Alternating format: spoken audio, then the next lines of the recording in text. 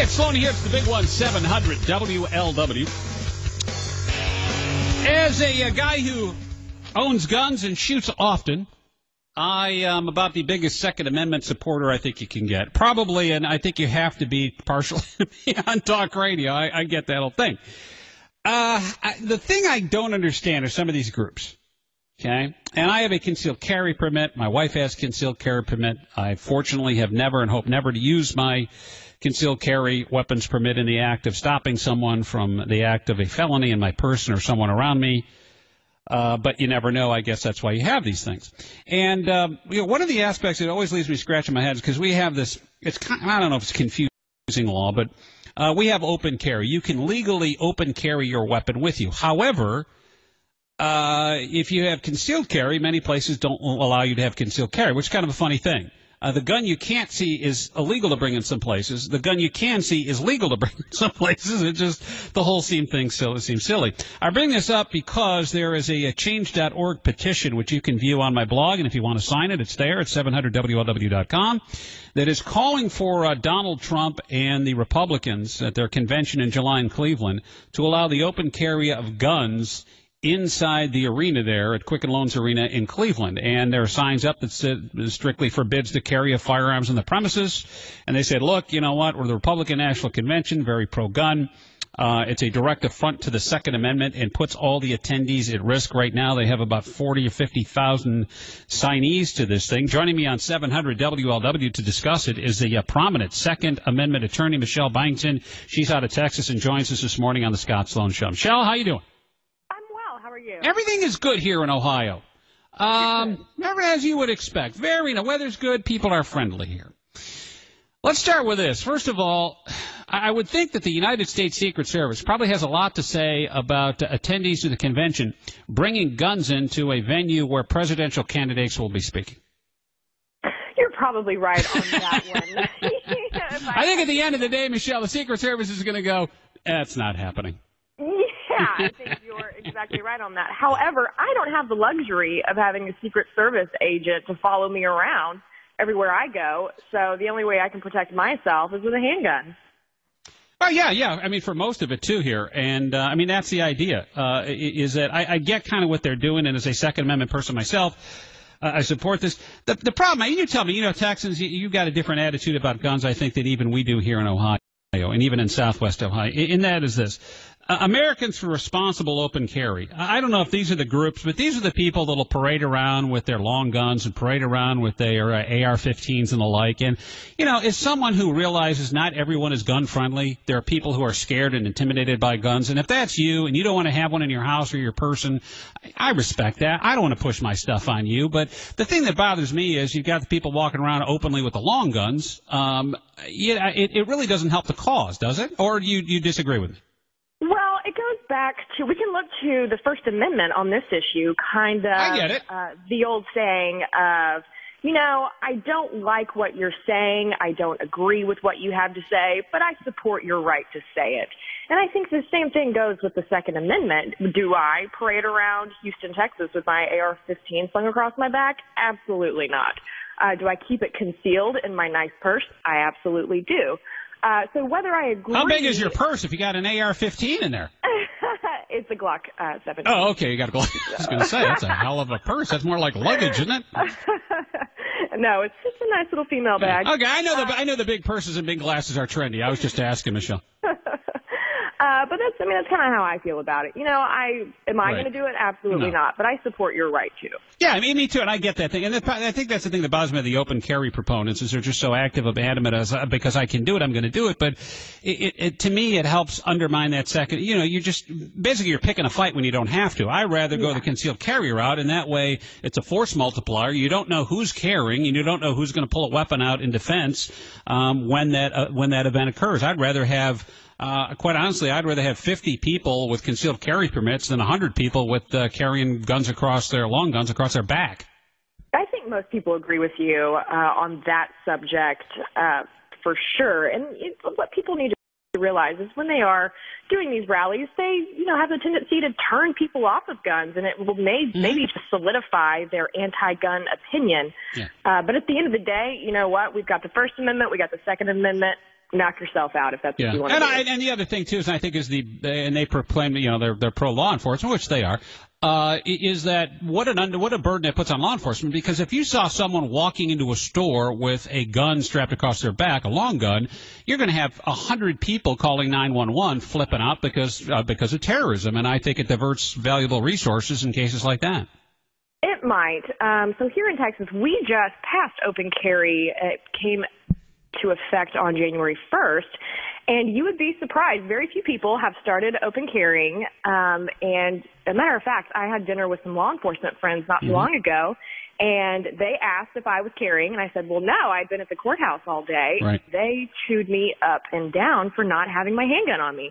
So law enforcement, especially in my area here in Texas, they are very pro-gun. They want civilians carrying guns because they see us as being on the same side of the fight. We are not the guys that law enforcement is concerned about. Yeah, no doubt, and that's true here in the Buckeye State as well as Indiana, Kentucky, where we are. It's Michelle Byington. She's an attorney, Second Amendment attorney out of Texas, joining me this morning on 700 WLW. We're talking about the Change.org petition where they want to allow open carry inside Quicken Loans Arena in July of the RNC convention. And one of the points they bring up, too, in the petition, Michelle, is why the convention itself is being held in a venue that's proclaimed a gun-free zone, although I would counter and go, name me an arena big enough to hold an event like this that isn't a gun-free zone. Yes, I think that's probably more of a logistical issue of why they chose the Quicken Loans arena as opposed to, anywhere else. But what we got to look at is this petition itself. And it's gotten so many signatures, and this is nothing to brush off. And this is something that our, potential presidential candidates may want to take into account in order to garner some more votes, especially the gun votes. Right. Yeah, and I think that's the idea. I get the point that they're trying to make. Someone said that the petition might have been tongue-in-cheek, and it's also kind of taken out as it's kind of taken off as well. And because they said, well, we can't be in there. It's a direct affront to the Second Amendment, puts all attendees at risk. And again, I get back to the point that venue is going to be so secure. I don't know how many people will be at risk. We can't really say that with a straight face, but I get the point. Right. And regardless, what we have to remember is that the Second Amendment is subject to restrictions. The Second Amendment is not limitless. We had the Supreme Court tell us this back in the 1930s. And so the Second Amendment is subject to restrictions. And one of those restrictions is private property rights.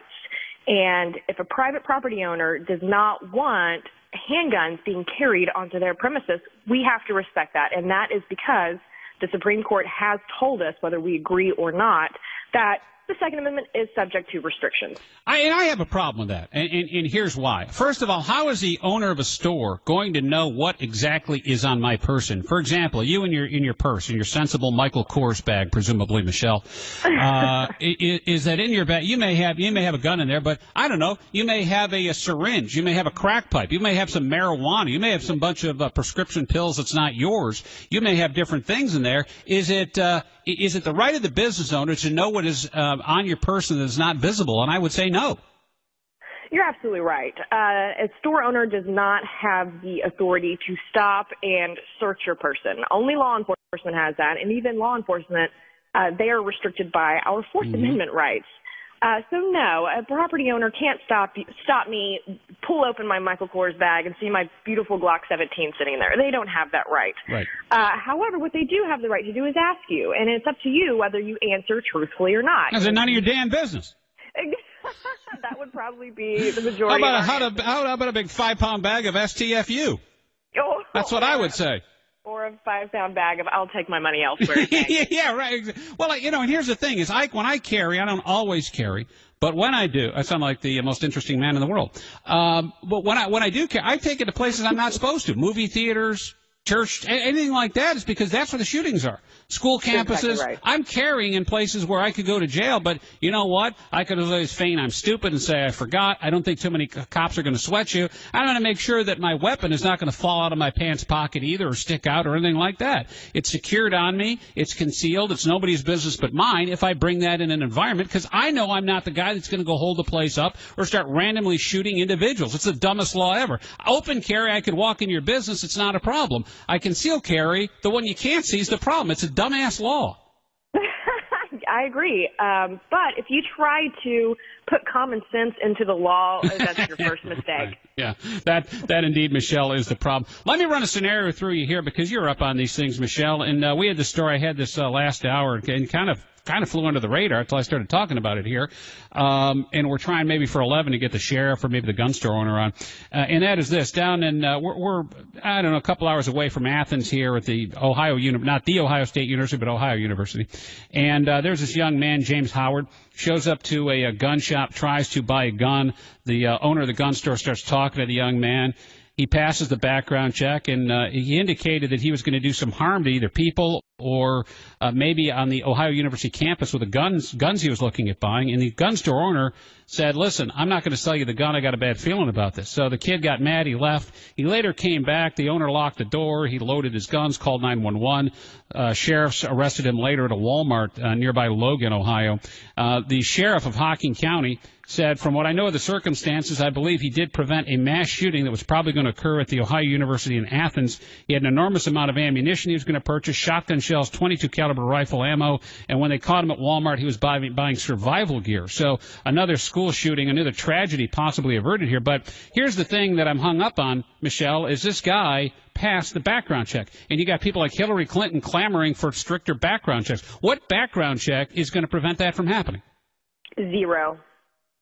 It's that simple. Zero background checks, because you don't know somebody is crazy until they do something crazy. And that's just the way it is. And evil exists in this world. For better or for worse, evil exists, and there's nothing we can do about it. If somebody is hell-bent on coming into my office and murdering me, they may succeed. However, they'd be coming into the most heavily armed law nation, right? But, I mean, evil exists, and people are going to do harm to other people. The reason why we carry guns is to minimize that sort of damage. And kudos, like bravo to this gun store owner for listening to the hair that was standing up on the back of this guy's on his neck after saying these terrible things. And something to remember. You're exactly right. A background check would have never found this whatsoever. It would not have prevented it.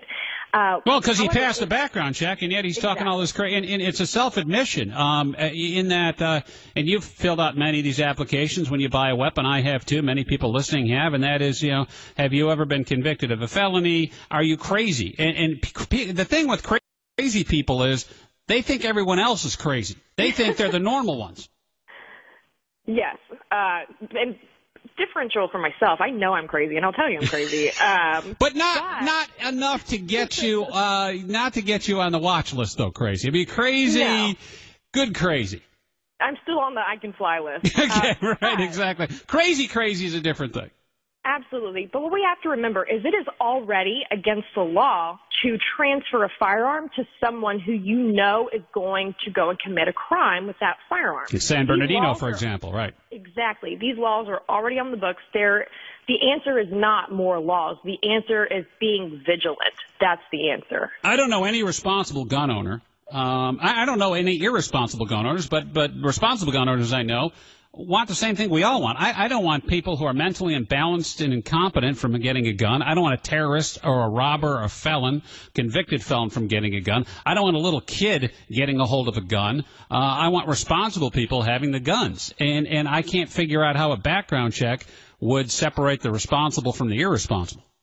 Well, and we have to look at the truth. The truth here is that criminals, if they want to get their hands on a gun, they're going to do it, legally or not. I mean, It's probably going to be an illegal gun that has been used in a crime. God knows where. They got their hands on it somehow in an illegal form and fashion. And the only way to effectively protect yourself against that mentally ill person with a gun is for the good guy to have a gun as well. Yeah, and every time a case happens, we had one recently here where someone was stopped and prevented from doing harm to someone else. They were shot and stopped by someone who had a concealed carry permit, and those are never celebrated. It's always the fact that we had another mass shooting, we had a tragedy happening, another murder in the streets of Cincinnati the other night, someone probably who had a gun who shouldn't have had a gun, and safe to say someone shouldn't have had that gun and shot an individual. Grandma's crying in the streets. Second time she's lost a grandkid in the last 10 years. It's just a heartbreaking story, the amount of violence that's happening in cities like Cincinnati, Chicago, Houston, and elsewhere where you live. But when we have someone who uses an affirmative defense of a gun, it's never celebrated. Correct. It's politics. And what we have to remember is that a gun is a highly politicized object. For whatever reason, it's a tool. At the end of the day, it is just a tool. And both parties use it to their advantage. The Republicans are as bad as Democrats when it comes to politicizing guns. Absolutely. You're absolutely right. And so that's what we've got to remember. And that's why it's so important. If you choose to carry a handgun, go get some training, be confident behind that gun, and be the responsible gun owner that we all strive to be. Yeah, don't be an idiot is what Michelle is saying. Michelle Byington with her Michael Kors bag and her Glock. Don't mess with Michelle. Hey, good to have you on the show. You're an attorney with the U.S. Law Shield, and we'll have you back again. Good stuff. Thanks. Thank you. Have a great day.